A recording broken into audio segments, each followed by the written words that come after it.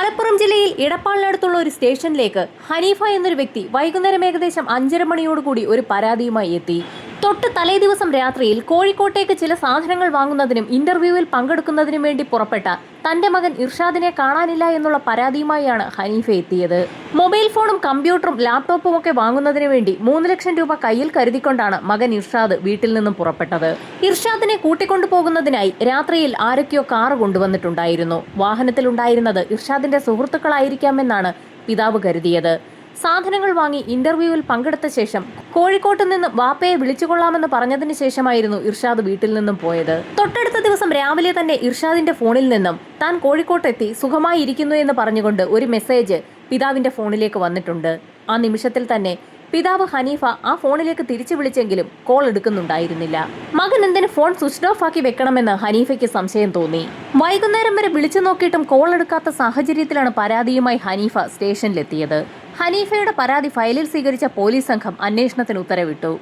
അതിനോടകം തന്നെ ഇർഷാദിന്റെ ബിസിനസ്സുമായി ബന്ധപ്പെട്ടുള്ള കാര്യങ്ങളെല്ലാം SI ഉൾപ്പെടുന്ന സംഘം ഹനീഫയോട് ചോദിച്ച് മനസ്സിലാക്കിയിരുന്നു. കോഴിക്കോടുള്ള ഹോൾസെയിൽ കടകളിൽ നിന്നും മൊബൈലും ലാപ്ടോപ്പും ഒക്കെ വാങ്ങിക്കൊണ്ടുവന്ന് പന്താവൂർ മേഖലയിലുള്ള റീറ്റെയിൽ ഷോപ്പുകളിൽ ഇർഷാദ് കച്ചവടം ചെയ്യാറുണ്ട്. ഇർഷാദിന്റെ ബിസിനസിനെ കുറിച്ചൊക്കെ ചോദിച്ച് മനസ്സിലാക്കിയ പോലീസ് സംഘം ഹനീഫയെ സ്റ്റേഷനിൽ നിന്നും പറഞ്ഞയച്ചു. അന്വേഷണ ചുമതല ഏറ്റെടുത്ത CI ബഷീർ ഉടൻ തന്നെ ഇർഷാദിന്റെ മൊബൈൽ ഫോൺ ട്രാക്ക് ചെയ്യാൻ സൈബർ സെല്ലിന് നിർദ്ദേശം നൽകി. സൈബർ സെല്ലിന് നിർദ്ദേശം നൽകാൻ മറ്റൊരു കാരണം കൂടിയുണ്ട്. തലേ ദിവസം രാത്രിയിൽ കോഴിക്കോട്ടേക്ക് 3 ലക്ഷം രൂപയുമായി പോയ ചെറുപ്പക്കാരനെയാണ് ഇപ്പോൾ കാണാതെയായിരിക്കുന്നത്. സൈബർ സെല്ലിന് നിർദ്ദേശം കിട്ടി നിമിഷങ്ങൾക്കകം തന്നെ സൈബർ സെല്ലിന്റെ ഭാഗത്തു നിന്നും പോലീസിനെ തേടി ഒരു ഇൻഫർമേഷൻ എത്തി. ഇടപ്പാൾ മേഖലയിൽ നിന്നും യാത്ര തിരിച്ച് 1 മണിക്കൂർ പിന്നിട്ടപ്പോൾ തന്നെ ഇർഷാദ് എന്ന ചെറുപ്പക്കാരന്റെ മൊബൈൽ ഫോൺ സ്വിച്ച്ഡ് ഓഫ് ആയിരിക്കുകയാണ്. മൊബൈൽ ഫോൺ ഓഫ് ആകുന്ന സമയത്തും ഇർഷാദിന്റെ ഫോൺ പന്താവൂർ മേഖലയിൽ തന്നെ ആക്റ്റീവായിരുന്നു. കോഴിക്കോടേക്ക് പോകുന്നെന്ന് പറഞ്ഞ ചെറുപ്പക്കാരൻ എന്തുകൊണ്ടാകാം പന്താവൂർ മേഖലയിൽ തന്നെ കറങ്ങിത്തിരിഞ്ഞ് നിന്നതെന്ന് പോലീസിന് സംശയം തോന്നി. സൈബർ സെല്ലിന്റെ ഭാഗത്തു നിന്നും മറ്റൊരു ഇൻഫർമേഷൻ കൂടി പോലീസിനെ തേടിയെത്തി. രാത്രിയിൽ സ്വിച്ച് ഓഫ് ആയ ഇർഷാദിന്റെ മൊബൈൽ ഫോൺ രാവിലെ തന്നെ ഓൺ ആയിട്ടുണ്ട്. 1-2 സെക്കൻഡുകൾക്കകം തന്നെ ആ മൊബൈൽ ഫോൺ വീണ്ടും ഓഫ് ആയിരിക്കുകയാണ്. രാവിലെ മൊബൈൽ ഫോൺ ഓൺ ആയിരിക്കുന്നത് കോഴിക്കോട് വെച്ച് തന്നെയാണ്. യാത്രക്കിടയിൽ ഒരു പക്ഷേ അയാളുടെ ഫോണിന്റെ ചാർജ് തീർന്നതായിരിക്കുമോ എന്ന് പോലീസിന് ആദ്യഘട്ടത്തിൽ സംശയം തോന്നി. അന്വേഷണത്തിന്റെ ഭാഗമായി SIയും CIയും ഉൾപ്പെടുന്ന സംഘം ഇർഷാദിന്റെ വീട്ടിലെത്തി. ചില കാര്യങ്ങൾ കൂടി തങ്ങൾക്ക് ചോദിച്ച് മനസ്സിലാക്കാനുണ്ടെന്ന് ഇർഷാദിന്റെ പിതാവിനെ അറിയിക്കുകയും ചെയ്തു. സുഹൃത്തുക്കൾക്കൊപ്പം ഇർഷാദ് കോഴിക്കോട്ടേക്ക് പോകുന്നു എന്നായിരുന്നു വീട്ടിൽ അറിയിച്ചിരുന്നത്. ഇർഷാദിന്റെ സുഹൃത്തുക്കൾ ആരൊക്കെയാണെന്നുള്ള വിവരം അറിയാനാണ് പോലീസ് സംഘം എത്തിയത്.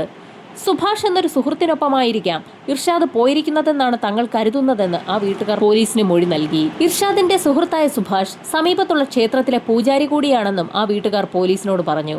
ഇർഷാദിന്റെ കുടുംബത്തിൽ നിന്നും സുഭാഷിനെ കുറിച്ചുള്ള വിവരങ്ങൾ മനസ്സിലാക്കിയ പോലീസ് സംഘം ഉടൻ തന്നെ അയാളെ സ്റ്റേഷനിലേക്ക് വിളിച്ചു വരുത്തുകയും ചോദ്യങ്ങൾ ചോദിക്കുകയും ചെയ്തു. തൊട്ട് തലേ ദിവസം ഇർഷാദിനെ കണ്ടിരുന്നോ എന്നായിരുന്നു പോലീസ് സംഘം ആദ്യം തന്നെ സുഭാഷിനോട് ചോദിച്ചത്. തലേ ദിവസം രാത്രിയിൽ ഇർഷാദിനെ കോഴിക്കോട്ടേക്ക് പോകുന്നതിനായി സുഭാഷും സുഹൃത്ത് എബിനും ചേർന്നായിരുന്നു ബസ് സ്റ്റാൻഡിൽ കൊണ്ടുപോയി വിട്ടതെന്ന് അയാൾ പോലീസിനോട് പറഞ്ഞു. ബസ് സ്റ്റാൻഡിൽ ഇറക്കിയ ശേഷം തങ്ങൾ തിരികെ വീട്ടിലേക്ക് പോയിരുന്നു എന്നും സുഭാഷ് പോലീസിനോട് പറഞ്ഞു. സുഭാഷിൽ നിന്നും എബിൻ എന്ന സുഹൃത്തിനെ കുറിച്ച് മനസ്സിലാക്കിയ പോലീസ് സംഘം എബിനെയും സ്റ്റേഷനിലേക്ക് ഉടനെ തന്നെ വിളിച്ചു വരുത്തി. പോലീസ് സംഘം എബിനെ ചോദ്യം ചെയ്തപ്പോൾ നേരത്തെ സുഭാഷ് പറഞ്ഞ അതേ മറുപടികൾ തന്നെയാണ് എബിനും പറഞ്ഞത്. കോഴിക്കോട്ടേക്ക് പോകുന്നതിന് വേണ്ടി ബസ് സ്റ്റാൻഡിൽ തന്നെ ഒന്ന് ഇറക്കണമെന്ന് സുഭാഷിനോട് ആവശ്യപ്പെട്ടതിനെ തുടർന്നായിരുന്നു സുഭാഷും സുഹൃത്ത് എബിനും ചേർന്ന് ഇർഷാദിനെ കോഴിക്കോട്ടുള്ള ബസ് സ്റ്റാൻഡ് വരെ ആക്കിക്കൊടുത്തതെന്നും അയാൾ പോലീസിനോട് പറഞ്ഞു. ഇർഷാദിനെ കാണാനില്ല എന്നറിഞ്ഞ നിമിഷം മുതൽ സുഭാഷും എബിനും പൊതുവായുള്ള സുഹൃത്തുക്കൾക്കിടയിലൊക്കെ ഒരു അന്വേഷണം നടത്തിയെന്നും അയാൾ പോലീസിനോട് പറഞ്ഞു. പൊതുവായുള്ള സുഹൃത്തുക്കളോടൊക്കെ ഇർഷാദിനെക്കുറിച്ചുള്ള വിവരങ്ങൾ സുഭാഷും എബിനും തിരക്കിയെന്നറിഞ്ഞ പോലീസ് സംഘം ആ സുഹൃത്തുക്കളുടെയൊക്കെ നമ്പർ വാങ്ങുകയും ആ നിമിഷത്തിൽ തന്നെ അവരെയൊക്കെ വിളിച്ച് കാര്യങ്ങൾ തിരക്കുകയും ചെയ്തു. എന്നാൽ സുഹൃത്തുക്കളെയൊക്കെ കേന്ദ്രീകരിച്ച് അന്വേഷണം നടത്തിയെങ്കിലും ഇർഷാദിനെക്കുറിച്ച് യാതൊരു വിവരവും പോലീസിന് ലഭിച്ചില്ല. ഇതിനിടയിൽ ഒരു സംഘം പോലീസുകാർ ഇർഷാദിനെ തിരക്കി കോഴിക്കോടും എത്തിയിരുന്നു. ഇർഷാദ് സാധനങ്ങൾ വാങ്ങാറുള്ള കടകളിലെത്തി അന്വേഷണം നടത്തിയെങ്കിലും ആ കടകളിലൊന്നും ഇർഷാദ് എത്തിയിട്ടില്ല എന്നുള്ള വിവരമാണ് പോലീസിന് ലഭിച്ചത്. എന്നാൽ കോഴിക്കോട്ട് നിന്ന് തന്നെയാണ് പിതാവ് ഹനീഫയ്ക്ക് ഇർഷാദിന്റെ ഫോണിൽ നിന്നും മെസ്സേജ് വന്നിട്ടുള്ളത്. അക്കാര്യത്തിൽ പോലീസ് സംഘത്തിന് സംശയം തോന്നി. ഇർഷാദിനെ അവസാനമായി കണ്ടിരിക്കുന്നത് സുഭാഷും എബിനുമാണ്. അതുകൊണ്ട് തന്നെ അവരുടെ മൊബൈൽ നമ്പർ കേന്ദ്രീകരിച്ച് പോലീസ് സംഘം ഒരു അന്വേഷണം നടത്തി. ടവർ ലൊക്കേഷൻ കോഴിക്കോടാണ് കാണിക്കുന്നതെങ്കിൽ അവർ പറഞ്ഞ മൊഴികളൊക്കെ തീർത്തും കള്ളമാണെന്ന് വിലയിരുത്താം. അതുകൊണ്ട് തന്നെയാണ് പോലീസ് സംഘം അത്തരത്തിലൊരു അന്വേഷണം നടത്തിയത്. എന്നാൽ മൊബൈൽ ഫോൺ കേന്ദ്രീകരിച്ച് നടത്തിയ അന്വേഷണത്തിൽ തീർത്തും നെഗറ്റീവായൊരു റിസൾട്ടാണ് പോലീസിനെ തേടിയെത്തിയത്. ഇർഷാദിനെ കാണാതായ ദിവസം രാത്രിയിൽ സുഭാഷിന്റെയും എബിന്റെയും ടവർ ലൊക്കേഷൻ ഇടപ്പാളിൽ തന്നെയാണ് കാണിക്കുന്നത്. അവരിരുവരും കോഴിക്കോട്ടേക്ക് പോയിട്ടേയില്ല. അങ്ങനെയെങ്കിൽ കോഴിക്കോട്ടേക്ക് പോയ ഇർഷാദിന് എന്ത് സംഭവിച്ചു എന്നുള്ള ചോദ്യമാണ് പിന്നീട് ഉയർന്നത്. ലോക്കൽ പോലീസിന്റെ അന്വേഷണം തീർത്തും മന്ദഗതിയിലാണെന്ന് മനസ്സിലാക്കിയ ഇർഷാദിന്റെ പിതാവ് ഹനീഫ ഉന്നത ഉദ്യോഗസ്ഥരെ കാണുകയും പരാതികൾ നൽകുകയും ചെയ്തു. ലോക്കൽ നേതാക്കളെയും MLA-യും അടക്കം കണ്ട് തന്റെ പരാതി ബോധിപ്പിച്ചു. ഇതിന്റെയൊക്കെ ഭാഗമായി സർക്കാർ ഇടപെടുകയും സ്പെഷ്യൽ ഇൻവെസ്റ്റിഗേഷൻ ടീമിനെ രംഗത്തിറക്കുകയും ചെയ്തു. ഡിവൈഎസ്പിയുടെ നേതൃത്വത്തിലുള്ള സംഘമാണ് പിന്നീട് കേസന്വേഷണം നടത്തിയത്. നേരത്തെ ചോദ്യം ചെയ്ത മുഴുവൻ ആളുകളെയും പോലീസ് സംഘം നിരീക്ഷണത്തിൽ വെച്ചിട്ടും യാതൊരുവിധ തുമ്പും പോലീസ് സംഘത്തിന് ലഭിച്ചില്ല. സംശയമുള്ള ആളുകളെ മുഴുവൻ നിരീക്ഷണത്തിൽ വയ്ക്കുകയും പല ആവർത്തി പോലീസ് സ്റ്റേഷനിലേക്ക് വിളിച്ചു വരുത്തി ചോദ്യം ചെയ്യുകയും ചെയ്തിട്ടും ദിവസങ്ങൾ കടന്നുപോയിട്ടും ഇർഷാദ് എവിടെയെന്നുള്ള ചോദ്യത്തിന് മാത്രം ഉത്തരം കിട്ടിയില്ല. സംശയമുള്ള വ്യക്തികളെയും അവരുടെ പ്രവർത്തികളെയും നിരീക്ഷണത്തിൽ വയ്ക്കുന്നതിനിടയിലായിരുന്നു പോലീസ് സംഘത്തിന്റെ ശ്രദ്ധയിൽ ഒരു കാര്യം പെടുന്നത്. പോലീസ് സംഘത്തിന്റെ ലിസ്റ്റിലുള്ള 2 പേർ കഴിഞ്ഞ കുറച്ച് ദിവസങ്ങളായി കുറച്ചധികം പണം ചിലവഴിക്കുന്നുണ്ട്. ഹനീഫ സ്റ്റേഷനിൽ നൽകിയ പരാതി അനുസരിച്ച് മകൻ ഇർഷാദിന്റെ കൈവശം 3 ലക്ഷത്തോളം രൂപയുണ്ടായിരുന്നു. സാധനങ്ങൾ വാങ്ങുകയും വിൽക്കുകയും ചെയ്യുന്ന ബിസിനസ് ആയതുകൊണ്ട് തന്നെ അയാളുടെ കൈവശം അതിലധികം പണം ഉണ്ടായിരുന്നോ എന്നുള്ള കാര്യത്തിൽ വീട്ടുകാർക്ക് ഉറപ്പുമില്ല. ഇർഷാദിന് എന്തെങ്കിലും അരുതാത്തത് സംഭവിച്ചിട്ടുണ്ടെങ്കിൽ അയാളുടെ കൈവശമുള്ള പണം അയാളെ അപായപ്പെടുത്തിയ വ്യക്തികൾക്ക് കിട്ടാൻ സാധ്യതയുണ്ട്. അങ്ങനെ കിട്ടുകയാണെങ്കിൽ അവരാദ്യമൊക്കെ ആ പണം ഉപയോഗിക്കാതെ ഇരുന്ന ശേഷം പിന്നീട് കാര്യമായി ആ പണം ഉപയോഗിച്ച് തുടങ്ങുകയും ചെയ്യും. അക്കാര്യം മനസ്സിലുള്ളതുകൊണ്ട് തന്നെയാണ് പോലീസ് സംഘം ആളുകളെ മാസങ്ങളോളം നിരീക്ഷണത്തിൽ വെച്ചത്. നിരീക്ഷണത്തിലിരിക്കെയാണ് ഇർഷാദിന്റെ സുഹൃത്തുക്കളായ സുഭാഷും എബിനും വില കൂടിയ മൊബൈൽ ഫോണുകൾ വാങ്ങിയത് പോലീസിന്റെ ശ്രദ്ധയിൽപ്പെട്ടത്. ഉടൻ തന്നെ ഇരുവരെയും പോലീസ് സംഘം സ്റ്റേഷനിലേക്ക് വിളിച്ചു വരുത്തുകയും ചെയ്തു. മൊബൈൽ ഫോൺ വാങ്ങുന്നതിനായി അവർ ചിലവഴിച്ച പണത്തിന്റെ സോഴ്സ് ചോദിച്ചപ്പോൾ അത് തങ്ങളുടെ കൈവശമുള്ള പണം തന്നെയാണെന്നാണ് ആദ്യഘട്ടത്തിൽ സുഭാഷും എബിനും പോലീസിനോട് പറഞ്ഞത്. എന്നാൽ ഈ കേസുമായി ഏതെങ്കിലും വ്യക്തികളെ ഒന്ന് കണക്ട് ചെയ്യാൻ കാത്തിരിക്കുകയായിരുന്ന പോലീസ് സംഘം നിരവധി ചോദ്യങ്ങൾ തയ്യാറാക്കി വെച്ചതിന് ശേഷമായിരുന്നു സുഭാഷിനെയും എബിനെയും സ്റ്റേഷനിലേക്ക് വിളിച്ചു വരുത്തിയത്. ഇരുവരെയും പോലീസ് സംഘം ചോദ്യങ്ങൾ കൊണ്ട് പൊറുതി മുട്ടിച്ചു. ഒടുവിൽ പോലീസ് ആഗ്രഹിച്ചതുപോലെ തന്നെ അവരുടെ വലയിൽ എബിനാണ് ആദ്യം വീണത്. താനൊന്നും ചെയ്തിട്ടില്ല എന്നും എല്ലാം സുഭാഷാണ് ചെയ്തതെന്നും എബിൻ പോലീസ് സംഘത്തോട് അറിയാതെ പറഞ്ഞുപോയി. പോലീസുകാർ ആഗ്രഹിച്ചിരുന്ന ഒരു കാര്യമാണ് എബിന്റെ വായിൽ നിന്നും വീണു കിട്ടിയിരിക്കുന്നത്.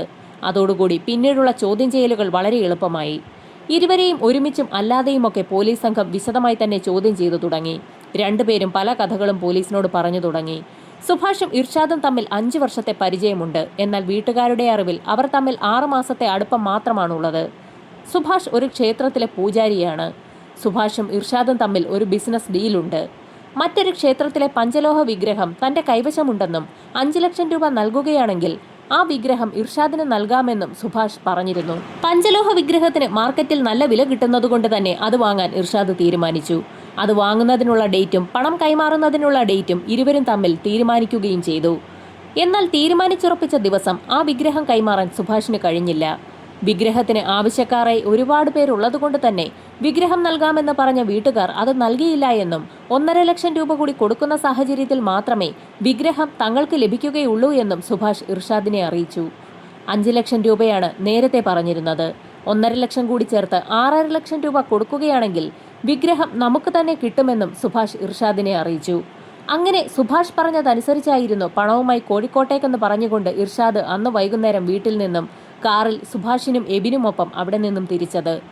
കുറെ കാലം ഒരു ക്ഷേത്രവുമായി ബന്ധിപ്പിച്ച് ഉപയോഗിച്ചുകൊണ്ടിരുന്ന വിഗ്രഹമാണ് ഇപ്പോൾ വിൽക്കാൻ പോകുന്നത്. അതുകൊണ്ട് തന്നെ ചില പൂജകൾ ചെയ്യാനുണ്ടെന്നും മനസ്സർപ്പിച്ച് തന്നെ ആ പൂജകൾ ചെയ്യണമെന്നും സുഭാഷ് ഇർഷാദിനോട് പറയുകയും ചെയ്തു. ആ സംഘം നേരെ അവിടെയുള്ള ടൗണിലേക്കാണ് എത്തിയത്.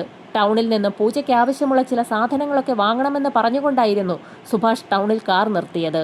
അറിയപ്പെടുന്ന ഒരു ക്ഷേത്രത്തിലെ പൂജാരി കൂടിയാണ് സുഭാഷ്. അതുകൊണ്ട് തന്നെ അയാളെ ഇർഷാദിന് നല്ല വിശ്വാസവുമായിരുന്നു. സുഭാഷ് പറയുന്ന ഏത് പൂജയും മന്ത്രവും താൻ ചെയ്യാൻ തയ്യാറാണെന്ന് ഇർഷാദ് അറിയിക്കുകയും ചെയ്തു. ഏതാനും നിമിഷങ്ങൾക്കകം തന്നെ ടൗണിൽ ഒരു കടയിലേക്ക് പോയ എബിൻ കുറേയധികം പൂജാ സാധനങ്ങളുമായി ആ കാറിലേക്ക് തന്നെ മടങ്ങിയെത്തുകയും ചെയ്തു. മൂവർ സംഘം എത്തിയത് സുഭാഷിന്റെ വാടക വീട്ടിലേക്കാണ്. അവിടെ വെച്ചാണ് പൂജയെന്നായിരുന്നു സുഭാഷ് നേരത്തെ തന്നെ ഇർഷാദിനോട് പറഞ്ഞിരുന്നത്. മൂവർ സംഘം വീടിനുള്ളിലേക്ക് കയറി ഏതാനും നിമിഷങ്ങൾക്കകം തന്നെ പൂജയ്ക്കാവശ്യമായ ചില കാര്യങ്ങളൊക്കെ സുഭാഷ് ആ വീടിനുള്ളിൽ ഒരുക്കുകയും ചെയ്തു. അതിനുശേഷം അവിടെയുള്ള ഒരു കസേരയിലേക്ക് ഇർഷാദിനോട് കണ്ണടച്ച് പ്രാർത്ഥിച്ചുകൊണ്ട് ഇരിക്കാനും ആവശ്യപ്പെട്ടു. ഇർഷാദ് കണ്ണടച്ച് അല്പസമയം കഴിഞ്ഞപ്പോൾ തന്നെ സുഭാഷും എബിനും ചേർന്ന് ക്ലോറോഫോം ഒരു പഞ്ഞിയിലേക്ക് നനച്ച് ഇർഷാദിന്റെ മൂക്കിലേക്ക് വയ്ക്കുകയും ചെയ്തു. ഇർഷാദിനെ മയക്കി കിടത്തിയ ശേഷം അവസാനിപ്പിക്കുക എന്നുള്ള ലക്ഷ്യമായിരുന്നു സുഭാഷിനും എബിനും ഉണ്ടായിരുന്നത്. ക്ലോറോഫോം മൂക്കിലേക്ക് വെച്ചെങ്കിൽ പോലും അവർ പ്രതീക്ഷിച്ച പോലെ ഇർഷാദ് ബോധം കിട്ടില്ല. ഇർഷാദ് ബോധം കെടാതെ ഒരു സാഹചര്യമുണ്ടായാൽ പിന്നീട് എന്ത് ചെയ്യണമെന്ന് സുഭാഷിന് നേരത്തെ തന്നെ അറിയാമായിരുന്നു. അയാൾ കയ്യിൽ കരുതിയിരുന്ന വടി ഉപയോഗിച്ച് ഇർഷാദിന്റെ തലയിലേക്ക് ആഞ്ഞടിക്കാൻ തുടങ്ങി. എന്നാൽ തറയിലേക്ക് തെറിച്ചു വീണ ഇർഷാദ് അപ്പോഴും ബോധം കിട്ടില്ല. അയാൾ ഞരങ്ങുക മാത്രമാണ് ചെയ്തത്. അടിയേൽക്കുന്നതോടുകൂടി ഇർഷാദ് മരണപ്പെടുമെന്നായിരുന്നു സുഭാഷും എബിനും കരുതിയിരുന്നത്. എന്നാൽ അവരുടെ പ്രതീക്ഷകൾ തെറ്റിച്ച സാഹചര്യത്തിൽ അവർ കൈവശം കരുതിയിരുന്ന കയർ ഉപയോഗിച്ച് ഇരുവരും ചേർന്ന് ഇർഷാദിന്റെ കഴുത്തിലേക്ക് കുരുക്കിടുകയും മുറുക്കുകയും ചെയ്തു. കയർ കഴുത്തിൽ മുറുകിയതോടുകൂടി ഏതാനും നിമിഷങ്ങൾക്കകം തന്നെ ഇർഷാദ് നിശ്ചലനായി. ഇർഷാദിന്റെ മരണം ഉറപ്പിച്ച സുഭാഷും എബിനും ചേർന്ന് അവർ നേരത്തെ കയ്യിൽ കരുതിയിട്ടുണ്ടായിരുന്ന പ്ലാസ്റ്റിക് ചാക്കിലേക്ക് ഇർഷാദിന്റെ മൃതദേഹം തള്ളിക്കയറ്റുകയും ചെയ്തു. ശേഷം ആ പ്ലാസ്റ്റിക് ചാക്കോടുകൂടി മൃതദേഹം അവർ വന്ന വാഹനത്തിനുള്ളിലേക്ക് കയറ്റുകയും ഇരുവരും ചേർന്ന് അവിടെ നിന്നും നടുവട്ടം എന്നൊരു സ്ഥലത്തേക്ക് പോവുകയും ചെയ്തു. അവിടെ ഒരു പൊട്ടക്കിണറ്റിൽ ഇർഷാദിന്റെ മൃതദേഹമടങ്ങിയ പ്ലാസ്റ്റിക് ചാക്ക് തള്ളാനായിരുന്നു ഇരുവരുടെയും തീരുമാനം. പ്രദേശവാസികളൊക്കെ വേസ്റ്റ് കൊണ്ട് തള്ളുന്ന ഒരു പൊട്ടക്കിണറാണ് അവിടെയുള്ളത്. അതുകൊണ്ട് തന്നെ ആ ചാക്ക് കെട്ടും ഇരുവരും ചേർന്ന് രാത്രിയുടെ മറവിൽ ആ പൊട്ടക്കിണറ്റിലേക്ക് തള്ളിയിട്ടു. ആ പൊട്ടക്കിണറിനെ കുറിച്ച് യഥാർത്ഥത്തിൽ സുഭാഷിനോട് നേരത്തെ തന്നെ പറഞ്ഞിട്ടുണ്ടായിരുന്നത് ഇർഷാദ് തന്നെയായിരുന്നു. ഒരിക്കൽ അപ്രതീക്ഷിതമായി ആ സ്ഥലത്തുകൂടി വാഹനത്തിൽ കടന്നു പോകുന്നതിനിടയിൽ ഇർഷാദ് തന്നെയായിരുന്നു സുഭാഷിനോട് അവിടെ ഒരു പൊട്ടക്കിണറുണ്ടെന്നും അവിടെയാണ് എല്ലാ ആളുകളും വേസ്റ്റ് കൊണ്ട് തള്ളുന്നതെന്നും പറഞ്ഞത്. ഇപ്പോൾ അതേ പൊട്ടക്കിണറ്റിലേക്ക് തന്നെയാണ് ഇർഷാദിന്റെ ശവശരീരവും സുഭാഷും എബിനും ചേർന്നുകൂടി കൊണ്ടുപോയി തള്ളിയിരിക്കുന്നത്. ഇതിനിടയിൽ ഇർഷാദിന്റെ mobile phone Subhash switch off ചെയ്യുകയും ചെയ്തു. ഇർഷാദിന്റെ മൃതദേഹം പൊട്ടക്കിണറ്റിൽ കൊണ്ടുപോയി തള്ളിയതിനു ശേഷം സുഭാഷും എബിനും തിരികെ ആ വാടക വീട്ടിലേക്ക് തന്നെ എത്തി. വാടക വീട്ടിലേക്ക് എത്തിയതിനു ശേഷം സുഭാഷ് എബിനൊരു നിർദ്ദേശം നൽകി. ഇർഷാദിന്റെ മൊബൈൽ ഫോണുമായി എബിൻ കോഴിക്കോട്ടേക്ക് എത്തണം. കോഴിക്കോട് എത്തിയതിനു ശേഷം ഫോൺ ഓൺ ആക്കുകയും അതിൽ നിന്നും ഇർഷാദ് അയക്കുന്ന രീതിയിൽ പിതാവ് ഹനീഫയ്ക്ക് താൻ സുഖമായി കോഴിക്കോട്ടേക്ക് എത്തി എന്നൊരു മെസ്സേജ് അയക്കുകയും ചെയ്യണം. അതിനുശേഷം ആ മൊബൈൽ ഫോൺ സ്വിച്ച് ഓഫ് ആക്കി കോഴിക്കോട് കടലിലേക്ക് വലിച്ചെറിയണം. സുഭാഷ് പറഞ്ഞ ഉടൻ തന്നെ എബിൻ അവിടെ നിന്നും കോഴിക്കോട്ടേക്ക് പുറപ്പെട്ടു. ഈ സമയത്ത് എബിന്റെ മൊബൈൽ ഫോൺ സുഭാഷിന്റെ കൈവശം ഏൽപ്പിച്ചതിന് ശേഷമായിരുന്നു അയാൾ അവിടെ നിന്നും പോയത്. ഏതെങ്കിലും കാരണവശാൽ ഇർഷാദിന്റെ സുഹൃത്തുക്കളെന്ന നിലയിൽ സുഭാഷിന്റെയും എബിന്റെയും മൊബൈൽ ടവർ ലൊക്കേഷനുകൾ കേന്ദ്രീകരിച്ച് പോലീസ് സംഘം അന്വേഷണം നടത്തുകയാണെങ്കിൽ അവരുടെ മൊബൈൽ ഫോണുകൾ ഇടപ്പാളിൽ തന്നെ ഉണ്ടാകാൻ വേണ്ടിയായിരുന്നു സുഭാഷ് അങ്ങനെയൊരു ബുദ്ധി പ്രയോഗിച്ചത്. സുഭാഷിന്റെ പ്ലാനിന്റെ അടിസ്ഥാനത്തിൽ കോഴിക്കോട്ടേക്കെത്തിയ എബിൻ രാവിലെ ഏകദേശം 7 മണിയോടുകൂടി ഇർഷാദിന്റെ മൊബൈൽ ഫോൺ സ്വിച്ച് ഓൺ ആക്കുകയും അയാളുടെ പിതാവ് ഹനീഫയ്ക്ക് അതിൽ നിന്നും ഒരു മെസ്സേജ് അയക്കുകയും ചെയ്തു. ഉടൻ തന്നെ ഫോൺ സ്വിച്ച് ഓഫ് ആക്കിയ ശേഷം കടൽ തീരത്തേക്ക് പോവുകയും കടലിലേക്ക് സ്വിച്ച് ഓഫ് ആക്കിയ ഇർഷാദിന്റെ മൊബൈൽ ഫോൺ വലിച്ചെറിയുകയും ചെയ്തു. അതിനുശേഷം എബിൻ തിരികെ എടപ്പാളിലേക്ക് തന്നെ മടങ്ങി. എബിൻ തിരികെ മലപ്പുറത്തേക്ക് വരുന്നതിന് മുന്നോടിയായി തന്നെ ഇർഷാദിനെ വിളിച്ചിട്ട് ഫോൺ എടുക്കുന്നില്ല എന്ന് പറഞ്ഞുകൊണ്ട് അയാളുടെ പിതാവ് ഹനീഫ സുഭാഷിനെയും വിളിച്ചിരുന്നു. പിന്നീട് എബിൻ നാട്ടിലെത്തിയ ശേഷം സുഭാഷും എബിനും കൂടി ഇർഷാദിന്റെ വീട്ടിലെത്തുകയും ഹനീഫയുടെ മുൻപിൽ വെച്ച് തന്നെ അവരുടെ ചില സുഹൃത്തുക്കളെയൊക്കെ വിളിച്ചു നോക്കുകയും ഇർഷാദിനെ തിരക്കുകയും ചെയ്തു.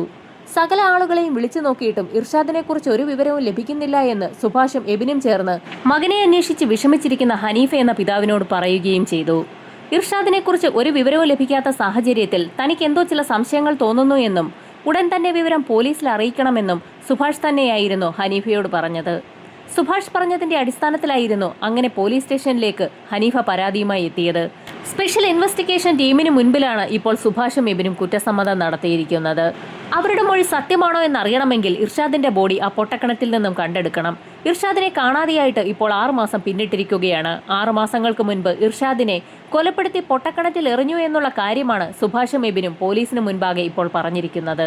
സുഭാഷും എബിനുമായി പോലീസ് സംഘം ആ പൊട്ടക്കിണറിന് സമീപത്തേക്ക് എത്തുകയും ഫയർഫോഴ്സിന്റെ സഹായത്തോടുകൂടി പൊട്ടക്കിണറ്റിൽ നിന്നും വേസ്റ്റുകൾ പുറത്തേക്ക് മാറ്റുകയും ചെയ്തു. അന്ന് വൈകുന്നേരം വരെ വേസ്റ്റുകൾ പുറത്തേക്ക് വാരിയിറക്കിയിട്ടും ഇർഷാദിന്റെ ഡെഡ് ബോഡി മാത്രം കണ്ടുകിട്ടിയില്ല. കിട്ടാവുന്ന എന്ത് വേസ്റ്റുകളും ആ കിണറ്റിലേക്ക് ആളുകൾ വലിച്ചെറിഞ്ഞിരിക്കുകയാണ്.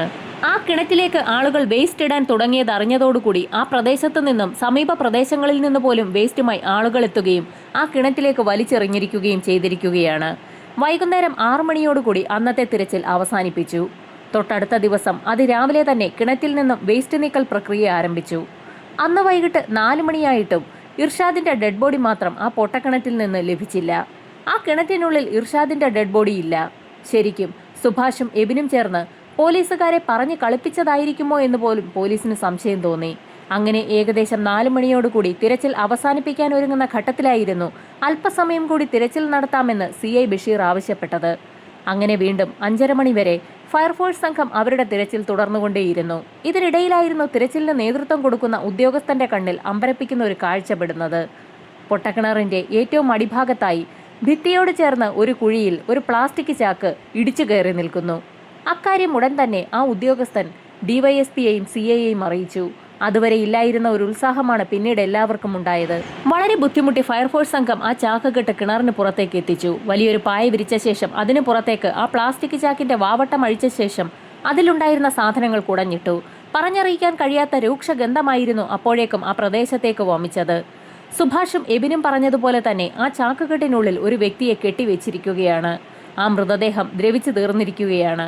എങ്കിലും മാംസത്തിന്റെ ചില ഭാഗങ്ങളൊക്കെ അഴുകിയ നിലയിൽ ആ ചാക്കുകെട്ടിനുള്ളിൽ തന്നെയുണ്ട്. തലയോട്ടിയും എല്ലുകളുമൊക്കെ പ്ലാസ്റ്റിക് ചാക്കിനുള്ളിൽ നിന്നും പായിലേക്ക് അടർന്നു വീഴുന്ന കാഴ്ച കണ്ടുകൊണ്ട് പോലീസുകാരുൾപ്പെടെയുള്ള ആളുകൾ ഭയന്ന് പിന്നിലേക്ക് മാറി. പോലീസിന്റെ നിർദ്ദേശപ്രകാരം ഫോറൻസിക് സംഘവും സംഭവസ്ഥലത്തേക്ക് എത്തിയിരുന്നു. ഫോറൻസിക് സംഘം ഉടൻ തന്നെ ചാക്കിൽ നിന്ന് ലഭിച്ച മൃതദേഹം പരിശോധിക്കുകയും ചെയ്തു. അതൊരു മനുഷ്യന്റെ മൃതദേഹം തന്നെയാണെന്ന് ഫോറൻസിക് സംഘം ഉന്നത ഉദ്യോഗസ്ഥരെ അറിയിച്ചു. ആ ബോഡി ഇർഷാദിന്റേത് തന്നെയാണോ എന്ന് ഉറപ്പിക്കണമെങ്കിൽ DNA പരിശോധന കൂടി നടത്തണം. അതിനു മുൻപായി ഇൻക്വസ്റ്റ് നടപടികൾ പൂർത്തിയാക്കി ആ മൃതദേഹം പോസ്റ്റ്മോർട്ടത്തിനായി മെഡിക്കൽ കോളേജിലേക്ക് ഷിഫ്റ്റ് ചെയ്തു. പോസ്റ്റ്മോർട്ടം റിപ്പോർട്ടിൽ ചില കാര്യങ്ങളൊക്കെ സൂചിപ്പിക്കുകയാണ്. ആ ബോഡിയുടെ ഉടമയ്ക്ക് ജീവിച്ചിരുന്ന സമയത്ത് തന്നെ ഒരു ആക്സിഡന്റ് സംഭവിച്ചിട്ടുണ്ട്. ആ വ്യക്തിയുടെ താടിയെല്ല് ഇടിച്ചതിന്റെ ഫലമായി ഒരു പല്ല് ഇളകിപ്പോയിട്ടുണ്ട്. തലയോട്ടി പരിശോധിച്ച ഡോക്ടർമാർ അക്കാര്യം പോലീസിനോട് റിപ്പോർട്ട് ചെയ്തിട്ടുണ്ട്. ഈ സമയത്തായിരുന്നു ഇർഷാദിന് ഒരു പല്ല് നഷ്ടപ്പെട്ടിട്ടുണ്ടെന്നുള്ള വിവരം പിതാവ് ഹനീഫ പോലീസിനോട് പറയുന്നത്. ഇർഷാദിന്റെ ശരീരത്തിൽ ഒരു ഏലസ് ഉണ്ടാകാൻ സാധ്യതയുണ്ടെന്നും ആ പിതാവ് പോലീസിനോട് പറഞ്ഞു. ചാക്കുകെട്ട് വിശദമായി പരിശോധിച്ചപ്പോൾ അതിൽ നിന്നും ഒരു ഏലസ് പോലീസിന് കണ്ടെടുക്കാനും കഴിഞ്ഞു. കോഴിക്കോട്ടേക്കെന്ന് പറഞ്ഞ് ഇർഷാദ് വീട്ടിൽ നിന്നിറങ്ങുമ്പോൾ ധരിച്ചിരുന്ന അതേ വസ്ത്രങ്ങളുടെ ഭാഗങ്ങൾ തന്നെയാണതെന്നും ഹനീഫ തിരിച്ചറിയുകയും ചെയ്തു. പോസ്റ്റ്മോർട്ടം റിപ്പോർട്ടിൽ ഞെട്ടിക്കുന്ന മറ്റൊരു കാര്യം കൂടി സൂചിപ്പിച്ചിരിക്കുകയാണ്. ആ വ്യക്തി ജീവനോടെ ഇരുന്ന സമയത്ത് അയാളുടെ കഴുത്തിൽ ശക്തമായ ബലപ്രയോഗം നടന്നതിന്റെ ലക്ഷണങ്ങളുണ്ട്. നേരത്തെ സുഭാഷും എബിനും പോലീസിന് നൽകിയ മൊഴിയനുസരിച്ച് പ്ലാസ്റ്റിക് കയർ ഉപയോഗിച്ച് ഇർഷാദിന്റെ കഴുത്തിൽ അവർ ബലപ്രയോഗം നടത്തിയിട്ടുണ്ട്. അതിന്റെ ഫലമായാണ് ഇർഷാദ് കൊല്ലപ്പെട്ടിരിക്കുന്നത്. കഴുത്തിലെ ബലപ്രയോഗത്തിന്റെ ലക്ഷണങ്ങൾ കയർ ഉപയോഗിച്ചതിൻ്റെതാകാമെന്ന് പോലീസ് വിലയിരുത്തി. കയർ ഉപയോഗിച്ചതിന്റെ ഭാഗമായി കഴുത്തിലെ ഞരമ്പുകളൊക്കെ പൊട്ടി എല്ലുകൾക്ക് ക്ഷതം സംഭവിച്ചിരിക്കുകയാണ്. അതിനേക്കാളേറെ പ്രധാനപ്പെട്ടത് ഇർഷാദിന്റെ തലയിലേറ്റ അടിയുടെ ലക്ഷണമാണ്. അടിയേറ്റ് തലയോട്ടിയുടെ പിൻഭാഗം തകർന്നിരിക്കുകയാണ്. സുഭാഷും എബിനും പറഞ്ഞ കാര്യങ്ങളുമായി പോസ്റ്റ്മോർട്ടം റിപ്പോർട്ടിന് സാമ്യമുണ്ടെന്ന് പോലീസ് സംഘത്തിന് വ്യക്തമായി. പഞ്ചലോഹ വിഗ്രഹം നൽകാമെന്ന് പറഞ്ഞ് കളിപ്പിച്ച് 5 ലക്ഷം രൂപ ഇർഷാദിന്റെ കയ്യിൽ നിന്നും കൈവശപ്പെടുത്തുകയും അത് പിന്നീട് തിരിച്ചു കൊടുക്കാതിരിക്കുന്നതിനു വേണ്ടി സുഭാഷും എബിനും ചേർന്ന് ഇർഷാദിനെ അവസാനിപ്പിച്ചിരിക്കുകയുമാണ്. DNA പരിശോധനാ ഫലം പുറത്തു വന്നപ്പോൾ കിണറ്റിൽ നിന്ന് ലഭിച്ചിരിക്കുന്ന ഡെഡ് ബോഡി ഇർഷാദിന്റേത് തന്നെയെന്ന് തെളിഞ്ഞു. DNA പരിശോധനാ ഫലം വരുന്നതിന് മുൻപ് തന്നെ പോലീസ് സംഘം ഈ കേസുമായി ബന്ധപ്പെട്ട് നിരവധി ഇൻഫർമേഷൻസ് ആണ് കളക്ട് ചെയ്തത്. ആ ഇൻഫർമേഷൻസ് ഒക്കെ ലഭിച്ചത് വേസ്റ്റ് തട്ടിയിട്ടുള്ള ആ കിണറിന്റെ ഭാഗത്തു നിന്നുമാണ്. ആ കിണറ്റിലേക്ക് വേസ്റ്റ് തള്ളാൻ ആളുകളെ എത്തിച്ചതിനു പിന്നിൽ സാക്ഷാൽ സുഭാഷും എബിനും തന്നെയായിരുന്നു. ഏതെങ്കിലും വ്യക്തികൾക്ക് വേസ്റ്റ് കൊണ്ട് കളയാൻ സ്ഥലമില്ലാതെ ഇരിക്കുന്ന സാഹചര്യമുണ്ടെന്ന് മനസ്സിലാക്കിയാൽ ഉടൻ തന്നെ ആ വ്യക്തികളെ സുഭാഷും എബിനും ചേർന്ന് നടുവട്ടത്തുള്ള ആ കിണറ്റിന് സമീപത്തേക്ക് പറഞ്ഞുവിടും. പൂജയും മന്ത്രവും മറ്റ് സോഷ്യൽ ആക്ടിവിറ്റീസുമായി ബന്ധപ്പെട്ട് സുഭാഷിനെ ആ പ്രദേശവാസികൾക്കൊക്കെ അറിയാം. അതുകൊണ്ട് തന്നെ ഏതെങ്കിലും വീട്ടിൽ വേസ്റ്റ് ഉണ്ടെന്നറിഞ്ഞാൽ ആ വ്യക്തികളെ ആ കിണറിന് സമീപത്തേക്ക് സുഭാഷ് പറഞ്ഞുവിടുകയും ചെയ്യും. 6 മാസത്തെ സുഭാഷിന്റെയും എബിന്റെയും പരിശ്രമഫലമായാണ് ശരിക്കും ആ കിണർ വേസ്റ്റ് കൊണ്ട് നിറഞ്ഞത്. ഇതൊക്കെ ഈ സമയത്ത് പല ആളുകളും പോലീസിനോട് റിപ്പോർട്ട് ചെയ്തു. സുഭാഷിന്റെയും എബിന്റെയും ചിത്രങ്ങൾ മാധ്യമങ്ങളിൽ പ്രചരിച്ചതോടുകൂടി സുഭാഷും എബിനും തങ്ങളോട് വേസ്റ്റ് കൊണ്ടുപോയി ആ പൊട്ടക്കിണറ്റിലിടാൻ നിർബന്ധിച്ചതായി നാട്ടുകാർ പറഞ്ഞു. അത് മാത്രവുമല്ല, ആ പൊട്ടക്കിണറിന് സമീപത്ത് വെച്ച് സുഭാഷിനെയും എബിനെയും കണ്ടതായി പല ആളുകളും പോലീസിൽ അറിയിച്ചു. അങ്ങനെ നിരവധി തെളിവുകളാണ് സുഭാഷിനും എബിനും എതിരായി പോലീസ് സംഘത്തിന് ലഭിച്ചത്. പ്രതികളുമായി തെളിവെടുപ്പ് പൂർത്തിയാക്കിയ പോലീസ് സംഘം അന്വേഷണം പൂർത്തിയാക്കി കുറ്റപത്രം ഇപ്പോൾ കോടതിയിൽ സമർപ്പിച്ചിരിക്കുകയാണ്. വിചാരണ ഇപ്പോൾ കോടതിയിൽ ആരംഭിച്ചിരിക്കുകയുമാണ്. പ്രതികൾക്കുള്ള ശിക്ഷ എന്താണെന്നുള്ളത് വൈകാതെ തന്നെ അറിയാൻ കഴിയും.